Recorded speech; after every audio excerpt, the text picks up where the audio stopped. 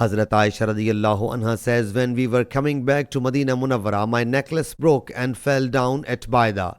So the Prophet sallallahu alaihi wasallam got his she-camel to kneel down and stayed there.